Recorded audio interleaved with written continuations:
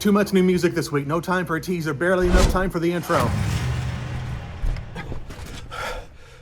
This week's new single releases. The American Dream is killing me. It's the first single from Green Day's forthcoming 2024 release, Saviors. They're going to spend much of that year touring with Smashing Pumpkins, Rancid, and the Linda Lindas. The zombie-filled video is in this week's playlist. A twin single release from 90s up-tempo alt-rockers Letters to Cleo, Bad Man, and It's Sunny Outside will also be available on a 7-inch vinyl that will be sold in November, commemorating the 30th anniversary of their Aurora Borealis album, which featured the hit single Here and Now. Pat Benatar's top 5 1983 hit Love is a Battlefield gets a sleek, pulsating dance pop makeover at the hands of one-time Bugle and Yes member Trevor Horn and Soft Cell singer Mark Almond. Look for Horn's Echoes Ancient and Modern on December 1st. Originally recorded during 1993's Wildflowers sessions, Amazon Prime members currently have exclusive access to the previously unreleased Tom Petty track, What's the Matter with Louise. You might not think 90s grunge rockers the Toadies and original American Idol Kelly Clarkson would have anything in common, but turns out both are from Fort Worth, Texas.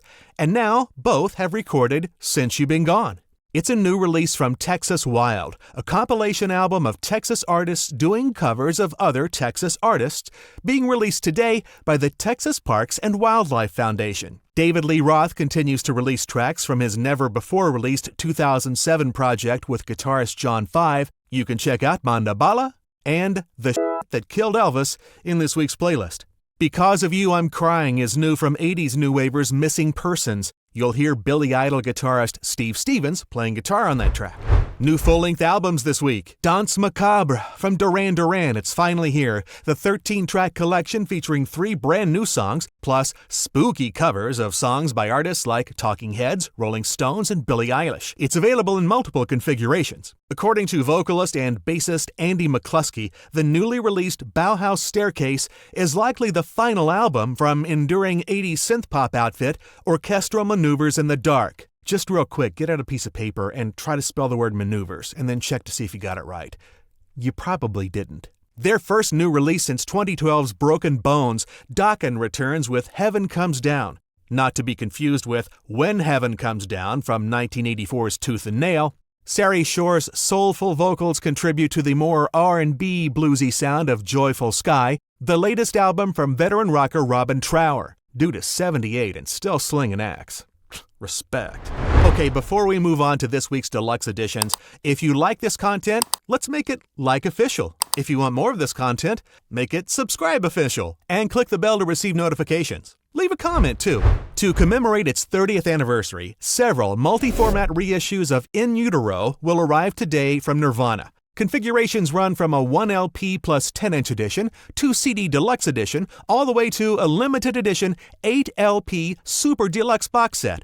Hit pause in about 5 seconds if you want to see everything on the super deluxe version. I'll wait.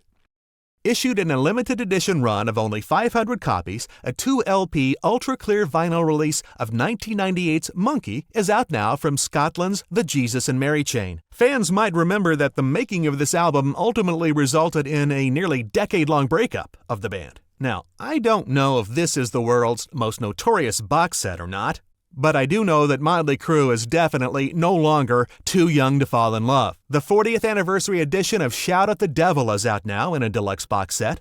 The Crue spent some time earlier this year in studio with producer Bob Rock, working on some new material, by the way. Frontiers from Journey is available today in a newly remastered 180-gram vinyl LP, with an additional 7-inch vinyl featuring 4 bonus tracks.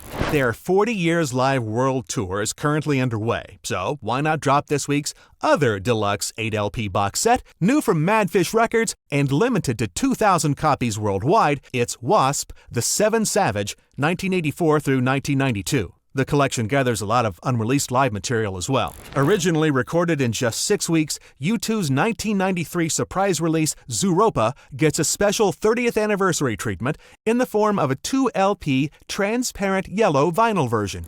British singer-songwriter Billy Bragg gathers his entire catalog's punk-flavored protest songs in The Roaring 40, 1983 through 2023. It's available in multiple configurations, including a 14-CD collection. Bragg has several concert dates lined up across the UK and Ireland during the remainder of this year.